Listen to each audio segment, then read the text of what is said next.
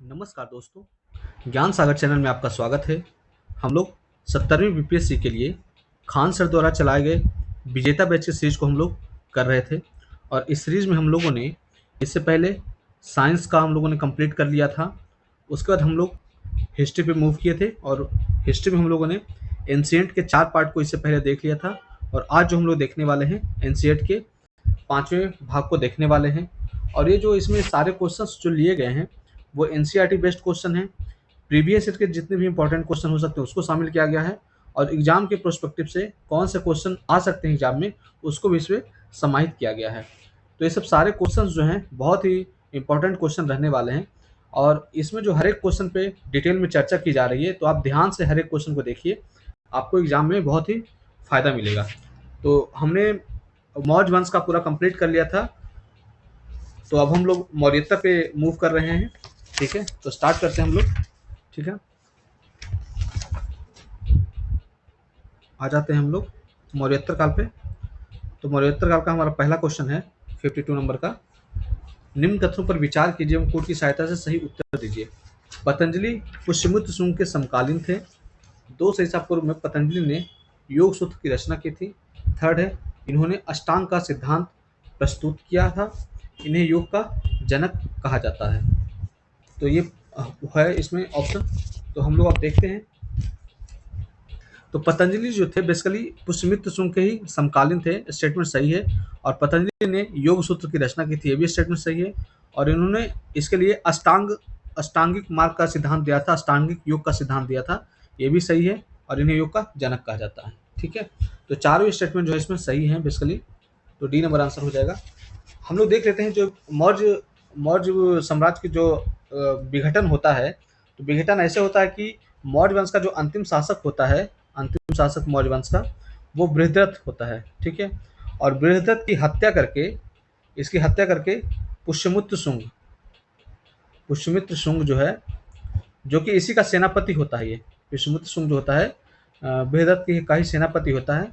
और पुष्यमित्र शुंग इसकी हत्या कर देता है और 185 ईस्वी में 185 ईस्वी पूर्व में यह मगध पर शुंग वंश की स्थापना करता है। और शुंग वंश का जो संस्थापक इस तरह जो है पुष्यमित्र शुंग बनता है।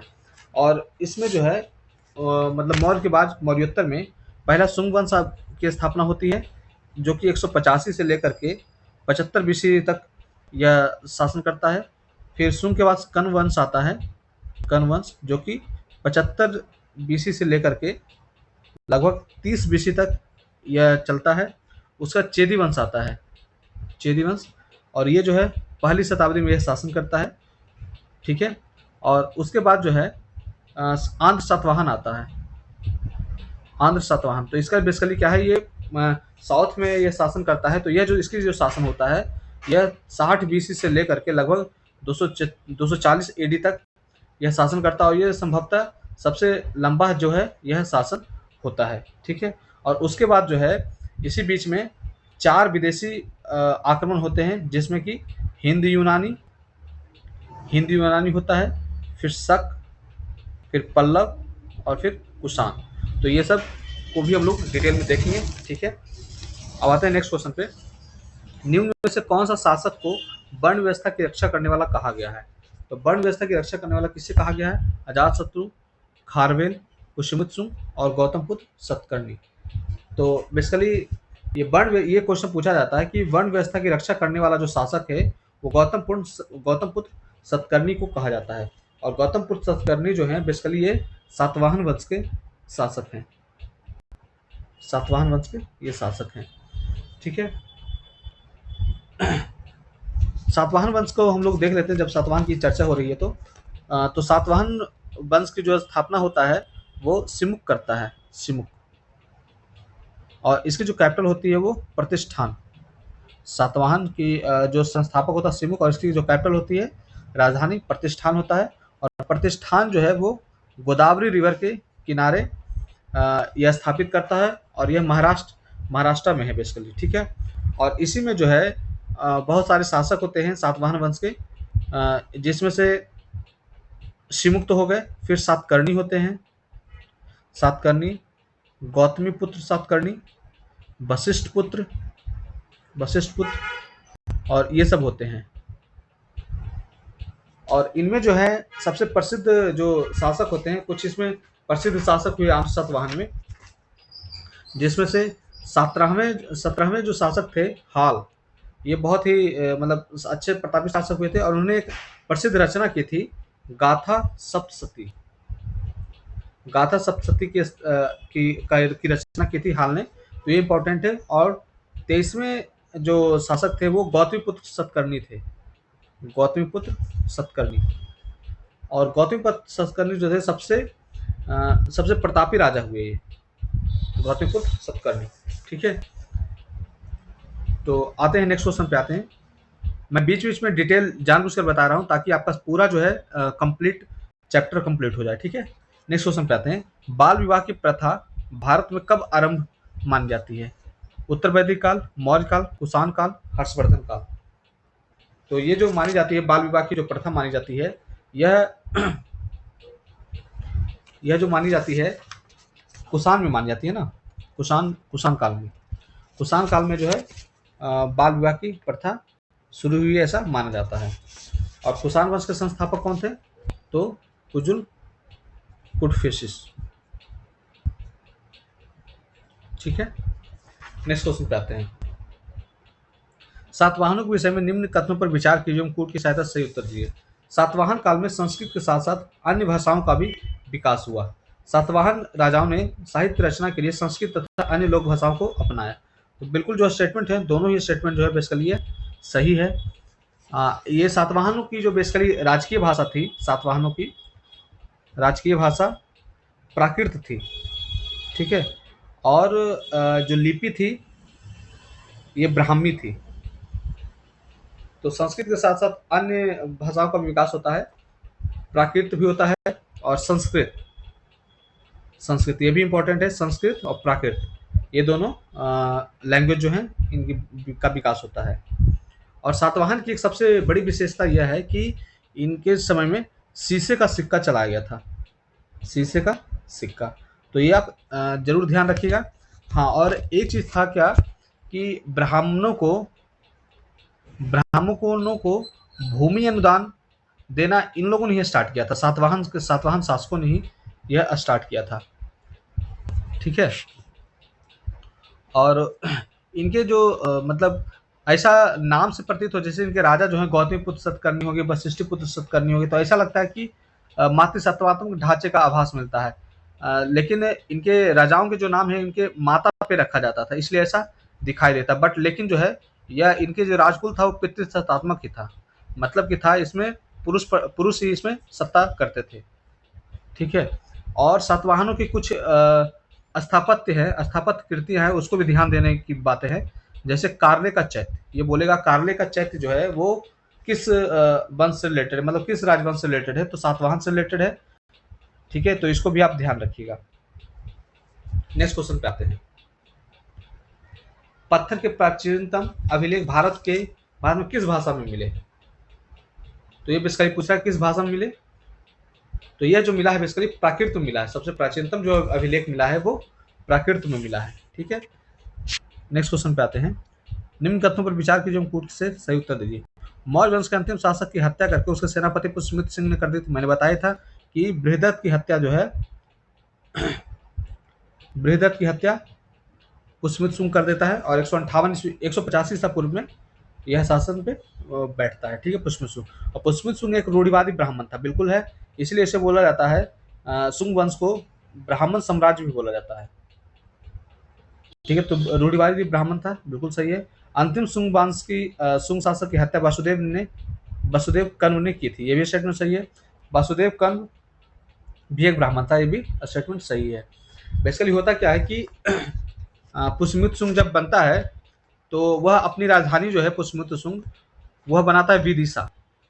पुष्यमित्र सुंग जो है अपनी राजधानी विदिशा बनाता है और इसी के समय में हिंद यूनानी का आक्रमण होता है और जिसमें मीनांडर होता है और मीनांडर को जो है पुष्यमित्र शुंग हरा देता है। और पुष्यमित्र शुंग का एक चीज और विशेषता क्या है कि इसने 2 बार अश्वमेध यज्ञ करवाया था। और इनका जो अश्वमेध यज्ञ करवाया था वो पतंजलि ने किया था, पतंजलि ने किया था। तो ये भी ध्यान रखने की बातें हैं। और भरहुत स्तंभ का निर्माण भी भरहुत स्तंभ भरहुत स्तंभ का निर्माण भी पुष्यमित्र शुंग ने ही करवाया था। ठीक है। और जो शुंग वंश का अंतिम शासक होता है देवभूति होता है, अंतिम शासक शुंग वंश का अंतिम शासक होता है देवभूति। और इसकी हत्या जो है वासुदेव कर देता है, वासुदेव कर देता है और कर्ण वंश की स्थापना यह करता है। और कर्ण वंश की अंतिम जो शासक होता है, कर्ण वंश का अंतिम शासक वो होता है सुशर्मा। तो इन सबको भी आप ध्यान रखेंगे। नेक्स्ट क्वेश्चन पे आते हैं। तो इसमें जो है चारों स्टेटमेंट सही हो गए। नेक्स्ट क्वेश्चन है वंश के अंतिम शासक सुशर्मन यानी सुशर्मा हो गया है, सुशर्मा की हत्या किसके द्वारा की गई थी? तो अभी मैंने बताया कि सुशर्मा की हत्या जो होता है वो सिमुक सिमुक कर देता है। पहले सिमुक हत्या करके आंध्र मतलब सातवाहन वंश की स्थापना करता है। सातवाहन जो कि कर्ण वंश, यहाँ कर्ण है, कर्ण वंश का अंतिम शासक सुशर्मा होता है और सुशर्मा की हत्या करके सिमुक हत्या करके सातवाहन वंश की स्थापना करता है। कितना में 60 ईसा पूर्व में। ठीक है। और बाकी मैंने तो बता ही दिया था कि सातवाहन का राजधानी क्या क्या था। ठीक। नेक्स्ट क्वेश्चन पे आते हैं। निम्न शासकों ने गिरनार क्षेत्र में जल संसाधन हेतु प्रयास किए, कूट की सहायता से उत्तर दीजिए। घनानंद, चंद्रगुप्त मौर्य, बिंदुसार, रुद्रदामन। तो घनानंद संबंधित नहीं था, चंद्रगुप्त मौर्य ने ही इसकी स्थापना की थी स्टार्टिंग में गिरनार पे। और रुद्रदामन भी जो है इससे संबंधित है। ठीक है। तो सुदर्शन बेसिकली क्या है कि यहाँ पे जो है सुदर्शन झील का निर्माण किया गया था, सुदर्शन झील का निर्माण किया गया था। और इसमें जो है 4 शासक इसमें आते हैं। एक तो चंद्रगुप्त मौर्य जो हो गया, फिर दूसरा रुद्रदामन, फिर थर्ड जो है अशोक, और फोर्थ है स्कंदगुप्त। तो ये 4 शासक का आप ध्यान रखिएगा कि सुदर्शन झील में इन 4 शासकों का योगदान है। और रुद्रदामन के बारे में ऐसा कहा जाता है कि ये बेगार के बिना ही यह मतलब जो जितने भी जो मजदूर थे इनको सबको मतलब कि मजदूरी दिया था, बेगार के बिना ही यह जो है इसका जीर्णोद्धार करवाया था। तो ये भी क्वेश्चन कई बार पूछा जाता है। ठीक है। तो 2 और मतलब बी और डी इसका आंसर होगा, 2 और 4। ठीक है। नेक्स्ट क्वेश्चन पे आता है। निम्न में से किस अभिलेख ने से चंद्रगुप्त एवं अशोक दोनों का नाम प्राप्त होता है? तो यह जो है बेसिकली चंद्रगुप्त मौर्य और अशोक। तो ये आप जान रहे हैं कि जूनागढ़ में का अभिलेख जो है इसी में दोनों का नाम अंकित होता है, क्योंकि सुदर्शन झील का निर्माण किया था तो उसका भी नाम अंकित था। नेक्स्ट क्वेश्चन पे आते हैं।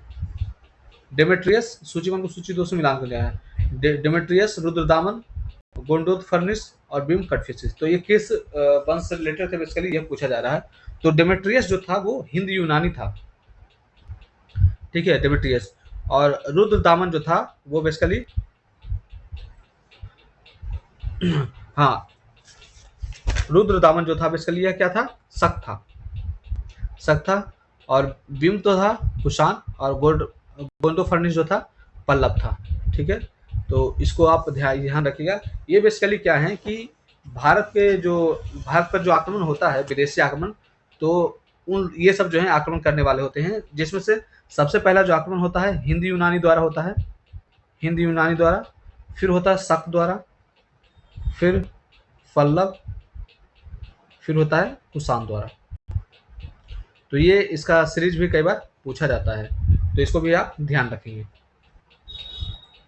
ठीक है। नेक्स्ट क्वेश्चन पे आते हैं। निम्न कथनों पर विचार कीजिए, कोड की सहायता से उत्तर दिए। अशोक के सिक्के पर बुद्ध एवं राहुल का अंकन किया गया था। कनिष्क के सिक्के पर बुद्ध का अंकन मिलता है। बीम कटफिशिस ने सिर्फ पार्वती की आकृति के सिक्के चलाए थे। तो इसमें कौन सा स्टेटमेंट जो है वो सही है बेसिकली वो पूछ रहा है। तो अशोक के सिक्के पर है बुद्ध और राहुल का अंकन नहीं है, ये स्टेटमेंट जो है गलत है। कनिष्क के सिक्के पर जरूर जो है बुद्ध का अंकन मिलता है, ये भी स्टेटमेंट सही है। और बीम कटफिशिस जो है वो सिर्फ पार्वती की आकृति की चलाया था, ये स्टेटमेंट जो है सही है। और बीम कटफिशिस ने ही बेसिकली ये जो है महेश्वरा की उपाधि लिया था, महेश्वरा की उपाधि लिया था इसमें।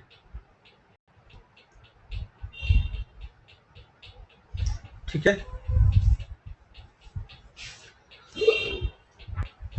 कुषाण को हम लोग थोड़ा सा देख लेते हैं। कुषाण जो है इम्पोर्टेंट है।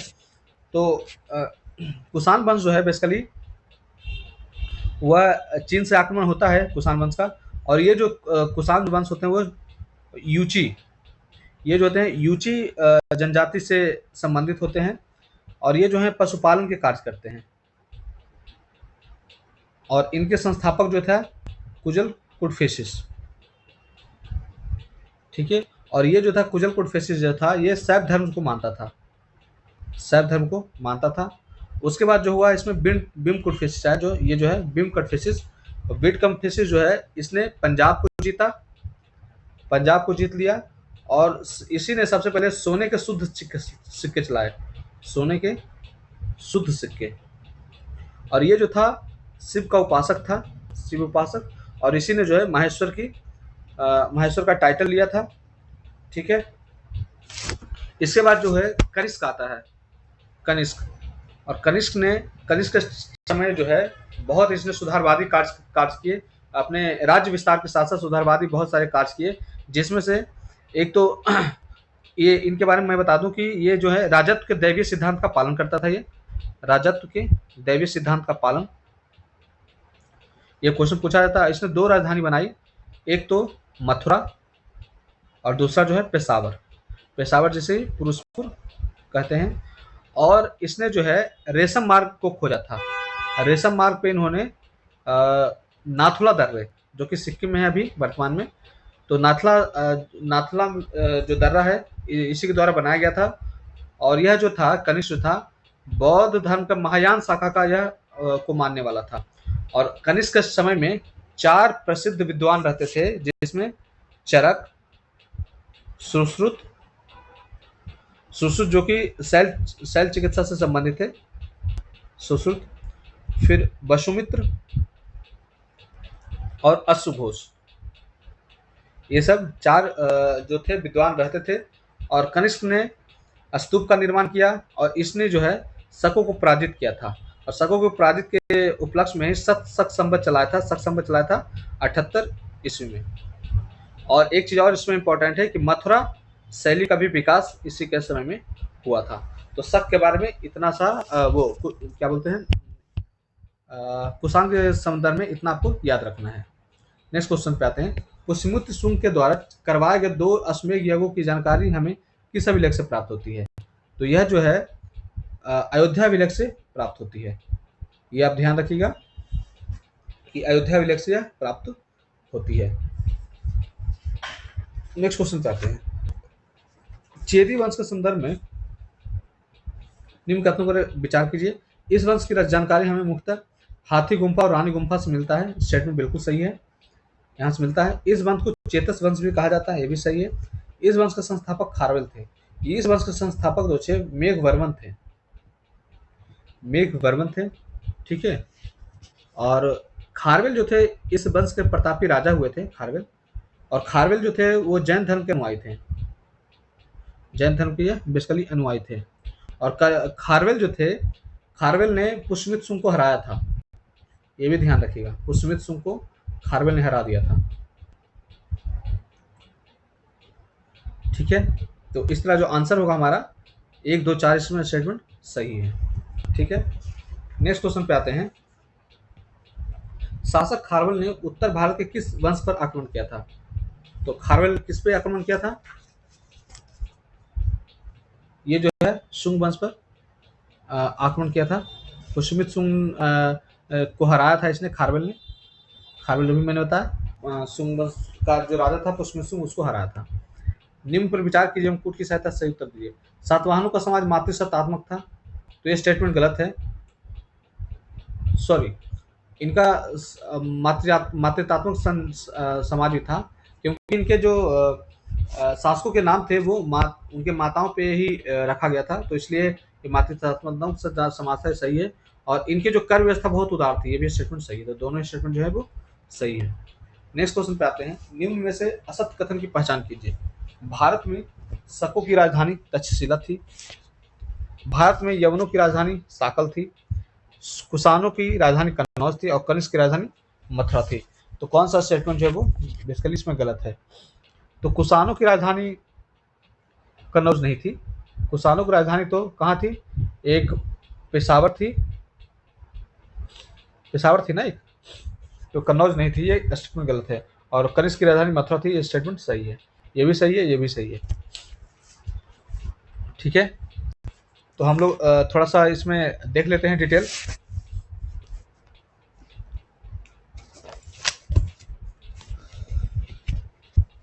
अच्छा, ये जो कुषाण जो होते हैं वो पल्लव के बाद आते हैं, मैंने बताया ही था उसमें। और बौद्ध धर्म की जो चौथी संगीति होती है वो कनिष्क के समय में होती है, कुंडल वन में। और कनिष्क जो है महायान शाखा का अनुयायी होता है।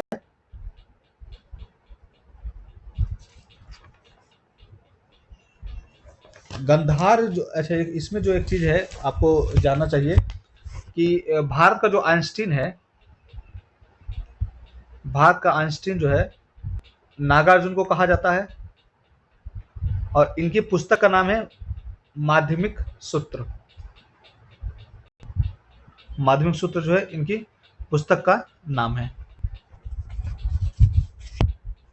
ठीक है, नेक्स्ट क्वेश्चन पे आते हैं हम लोग। विक्रम संवत एवं गुप्त संवत का अंतर कितना है? तो विक्रम संवत कब था, स्टार्ट हुआ था? तो यह जो हुआ था 58 बीसी में हुआ था। और गुप्त संवत 319 बीसी में। तो इनको जोड़ लीजिए, 319 प्लस 58, 9 8 17 57 हो गया ना, 58 नहीं, 57 बीसी। तो 9 7 16 और 5 2 7 376। तो सी इसका आंसर हो जाएगा। निम्न को काल क्रम में सजाइए। बिंग कोटफेसिस, कुजुल कोटफेसिस, कनिष्क। तो सबसे पहला जो आया था कुजुल कोटफेसिस ने इसकी स्थापना की थी। फिर बिम आया था, फिर कनिष्क। तो 2 1 3 2 1 3 बी नंबर इसका आंसर हो जाएगा। नेक्स्ट क्वेश्चन पे आते हैं। गाथा सप्तशती, बुद्धचरित, कामसूत्र, महाभाष्य। तो इसके रचनाकार कौन कौन थे बेसिकली ये पूछ रहा है। तो महाभाष्य के जो रचनाकार थे पतंजलि थे, आप जानते हैं। गाथा सप्तशती के हाल हो गए, बुद्धचरित का अश्वघोष, और कामसूत्र का वात्स्यायन। तो इसका आंसर जो हो जाएगा बी नंबर हो जाएगा। इसको एक कर लीजिएगा आप। ठीक है, नेक्स्ट क्वेश्चन पे आते हैं। पार्थियंस को ही पल्लव कहा जाता था। पार्थियंस ईरान से संबंधित है। तो इसमें कौन सा स्टेटमेंट सही है बेसिकली वो पूछ रहा है।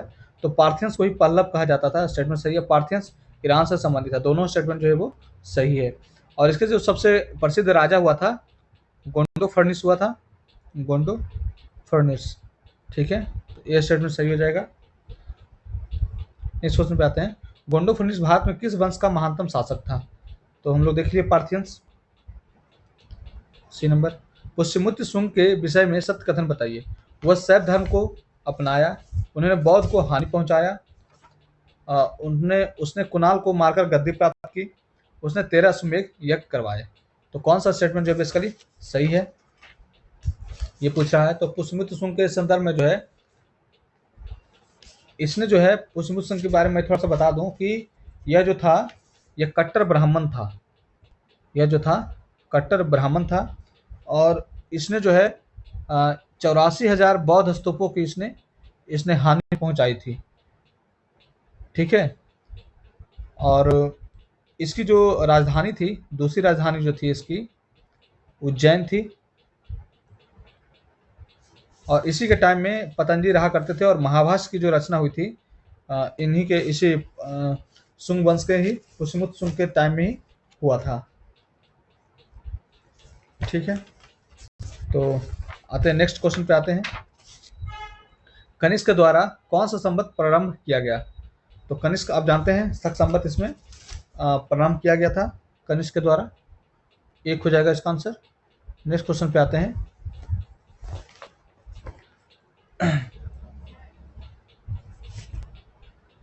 अच्छा ये बताइए, शकों का सबसे प्रतापी राजा कौन था? आपको कमेंट में बताना है शकों का प्रतापी राजा कौन था। निम्न कथनों पर विचार कीजिए, कूट की सहायता से उत्तर दीजिए। कुषाणों को यूची कहा गया, हिंदू यूनानी को यवन कहा गया, शकों को सिथियन कहा गया, पार्थियंस को पल्लव कहा गया। तो कौन सा स्टेटमेंट जो इसमें सही है? चार ये स्टेटमेंट जो है सही है। किसान जो थे कुषाण जो थे वो यूची जनजाति के थे। ठीक है, और हिंदू यूनानी को यवन कहा गया, और शकों को सिथियन, और पार्थियन को पल्लव, जो कि पार्थियन कहाँ के थे? ईरानी थे।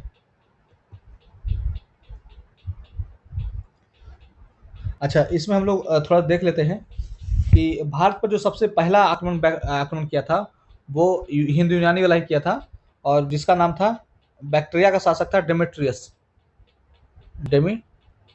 डेमेट्रियस ने पहला आक्रमण किया था। ठीक है, और इसकी जो राजधानी थी वो साकल थी, और साकल जो थी वो एक शिक्षा का केंद्र भी था। ठीक है, और इसके बाद जो है मिनांडर ने पुष्यमित्र शुंग के टाइम में अटैक किया था, और वो पुष्यमित्र शुंग ने इसे हरा दिया था मिनांडर को। और मिनांडर जो है नागसेन से बौद्ध धर्म की शिक्षा ली थी। मिनांडर ने नागसेन से बौद्ध धर्म की शिक्षा ली थी। और मिनांडर के प्रश्न, इसमें क्वेश्चन पूछा जाता है कि मिनांडर के प्रश्न और नागसेन द्वारा जो उत्तर दिया गया था उसे किस पुस्तक में संग्रहित किया गया था? तो मिलिंद पन्हो इसमें जो है इसके प्रश्न आंसर को इसमें संकलित किया गया है। और भारत में सबसे पहले जो है सिक्के जो लाए थे वो हिंद यूनानी ही लाए थे, है ना। हिंद यूनानी जो है वो सोने के सिक्के लाए थे, ये सोने के सिक्के के यही लाए थे। और ये जो इनकी जो कला थी, सोने के सिक्के की जो कला थी, इसको बोला था हेलेनिस्टिक आर्ट। ठीक है, नेक्स्ट क्वेश्चन पे आते हैं। मौर्य काल में साधारण जनता की भाषा पाली थी। अशोक के अधिकतर अभिलेख इसी भाषा में लिखे गए हैं। फिर तो कौन सा इसमें स्टेटमेंट जो है वो सही है बेसिकली? तो मौर्य काल की जो भाषा थी वो भाषा पाली थी, बिल्कुल स्टेटमेंट सही है। और अशोक के अधिकतर शिलालेख जो थे वो पाली में नहीं लिखी गई बल्कि ब्राह्मी में थी ना। 2 नंबर स्टेटमेंट गलत है ये, और एक सही है, एक सही 2 गलत। नेक्स्ट क्वेश्चन पे आते हैं। सांची के स्तूप का जीर्णोद्धार किस शासक द्वारा के काल में हुआ था? तो सांची के स्तूप का जो जीर्णोद्धार हुआ था वो हुआ था अग्निमित्र शुंग के टाइम में हुआ था, सांची के स्तूप के। और लेकिन ये इसने ये था कि कभी भी इसने जो है बौद्ध धर्म को नहीं अपनाया था, ऐसा इसमें कहा जाता है। किस लेखक ने पुष्यमित्र शुंग को अनार्य कहा था? तो अनार्य जो कहा था वो बाणभट्ट ने कहा था, बाणभट्ट है। ठीक है, नेक्स्ट क्वेश्चन पे आते हैं। असत कथन को चुनिए। सिमुक ने सातवाहन वंश की स्थापना की, बिल्कुल सही है। सातवाहनों ने शीशे सिक्के चलाए, सही है। इसकी राजधानी गोदावरी के किनारे थी, बिल्कुल सही। सिमुक इसमें प्रतिष्ठान थी ना इसकी राजधानी, और जो कि गोदावरी नदी के किनारे थी। इस वंश का महानतम शासक हाल हुआ, ये गलत है। गौतमीपुत्र सतकर्णी हुए थे ना, गौतमीपुत्र सतकर्णी। तो डी स्टेटमेंट गलत है, बाकी तीनों सही है। नेक्स्ट क्वेश्चन पे आते हैं। मिनांडर भारत में सबसे प्रसिद्ध भवन शासक था। इसकी राजधानी साकल पंजाब थी। साकल शिक्षा का प्रमुख केंद्र था। तो इस पर हम लोग पहले ही चर्चा कर चुके हैं, तीनों ही स्टेटमेंट जो है वो सही है। अब नेक्स्ट क्वेश्चन पे आते हैं।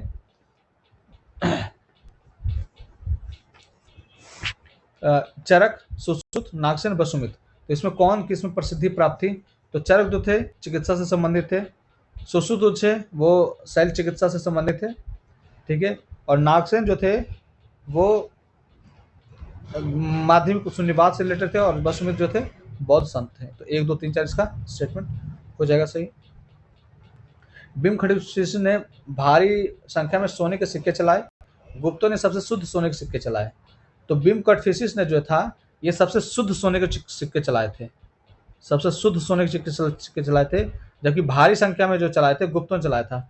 तो एक्सचेंज अगर कर देंगे तो ये आंसर हो जाएगा। दोनों ही स्टेटमेंट जो है वो गलत है। ठीक है, भीम कटफिसिस जो था वो सर्वाधिक शुद्ध सोना चलाया था, सोना का सिक्का, और गुप्त जो था सबसे भारी मात्रा में चलाए थे। Next question. भारत में यवनों का आक्रमण सर्वप्रथम किसके काल में हुआ? तो पुष्यमित्र शुंग के काल में हम लोग देख चुके हैं।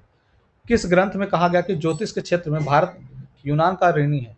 तो भारत जो है यूनान का ऋणी है, यह जो कहा गया था, ये कहा गया था गार्गी संहिता में। गार्गी जो कि गार्गी जो थी विदुषी, उनके द्वारा यह रचित था। और मुद्रा राक्षस के लेखक क्या कौन थे? विशाखादत्त। नेक्स्ट क्वेश्चन पे आते हैं। निम्न काल के क्रमानुसार कोट सजाइए। तो हमने इसमें पहले देख ही लिया था कि पहले हिंद यूनानी आते हैं, यानी यवन,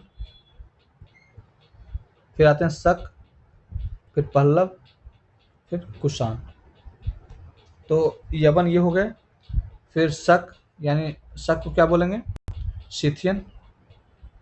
फिर पल्लव हो गए यानी पार्थियन, फिर कुषाण। ठीक है, तो सी नंबर इसका आंसर हो जाएगा। कनिष्क की एक राजधानी पेशावर थी, स्टेटमेंट सही है। उसने भारत और चीन के बीच नाथुला दर्रा का निर्माण किया था, ये भी सही है। वह परम में शिव धर्म करवाए थे, तीनों स्टेटमेंट जो है वो सही है। हम लोग इस पर ऑलरेडी चर्चा कर चुके हैं। जहाँ नारियों की पूजा होती है वहाँ देवता निवास करते हैं। यह कथन किस कृति का है? तो यह जो कथन है ये बेसिकली मनुस्मृति का है। मनुस्मृति में ऐसा कहा गया है कि जहाँ नारियों की पूजा होती है वहाँ देवता निवास करते हैं। और ऐत्रेय में इसका अपोजिट बोला गया है, ऐत्रेय ब्राह्मण में, है ना। ऐत्रेय ब्राह्मण में तो इसका अपोजिट बोला गया है। शुंग काल के विषय में निम्न कथनों पर विचार कीजिए। शुंग काल में विदिशा का सांस्कृतिक महत्व सर्वाधिक था। बिल्कुल स्टेटमेंट सही है। मनुस्मृति की रचना जो है शुंग काल में होती है। बिल्कुल ये भी स्टेटमेंट जो है वो सही है। अग्निमित्र ने बौद्ध धर्म अपनाया था। तो अग्निमित्र जो था कभी भी बौद्ध धर्म को नहीं अपनाया था। ये स्टेटमेंट जो है वो गलत है। पहला दूसरा जो है वो सही है। नेक्स्ट क्वेश्चन है, कर्ण वंश का अंतिम शासक? सुधर्मन हम लोगों ने देख लिया था इससे पहले ही। सातवाहन वंश के शासकों का कालक्रम बताइए। तो सातवाहन के संस्थापक सिमुख थे। तो पहले तो ये हो जाएगा 3 नंबर पे। फिर आ जाइए सातकर्णी प्रथम पे आ जाइए 3 का, फिर बाद 2, फिर आ जाइए 1, फिर 4। सी नंबर इसका आंसर हो जाएगा। किस सातवाहन शासक को प्रथम आंध्र सम्राट का? ये इंपॉर्टेंट क्वेश्चन है कि सबसे सातवाहन शासक किस सातवाहन शासक को प्रथम आंध्र सम्राट कहा जाता है? तो वशिष्ठ पुत्र पुलवामी को ये कहा जाता है। ये इंपॉर्टेंट है, ठीक है। सातवाहन काल का प्रमुख अंतर्राष्ट्रीय बंदरगाह कौन था? तो ये जो था अंतर्राष्ट्रीय बंदरगाह जो था वो भड़ौच था। और भड़ौच कहाँ है? ये जो है गुजरात में है। नेक्स्ट क्वेश्चन पे आते हैं। 93 है, कुषाण शासक भीम कन्फ्यूशियस के विषय में निम्न कथन को विचार कीजिए, चुनिए। इसने पंजाब पर विजय प्राप्त की थी। बिल्कुल सही है। यह शैव धर्म का अनुयायी था। सही है। महेश्वर की उपाधि धारण की थी। बिल्कुल। तीनों ही स्टेटमेंट जो है हम लोग इस पर पहले ही चर्चा कर चुके हैं सारे पे। कनिष्क ने कनिष्कपुर नामक नगर की स्थापना कहाँ की थी? तो कश्मीर में जो है कनिष्क ने कश्मीर में जो कनिष्कपुर का नामक नगर की स्थापना की थी। फिर असत्य युग में पहचानिए। गाथा सप्तति हाल ने लिखा था। बिल्कुल सही। महाभाष्य पतंजलि ने। सौंदर्यनंद जो है ये अश्वघोष ने लिखा था ना, अश्वघोष ना कि वसुमित्र ने। और नाटसत भरत मुनि ने। तो ये भी सही है। ये जो है स्टेटमेंट गलत है। और आज का लास्ट क्वेश्चन है, रुद्रदामन का जूनागढ़ अभिलेख किस भाषा में लिखित है? तो आप जानते हैं कि रुद्रदामन का जो जूनागढ़ अभिलेख है वो संस्कृत में लिखा हुआ है। ठीक है। तो आप इसी तरह बनने रहिए। धन्यवाद।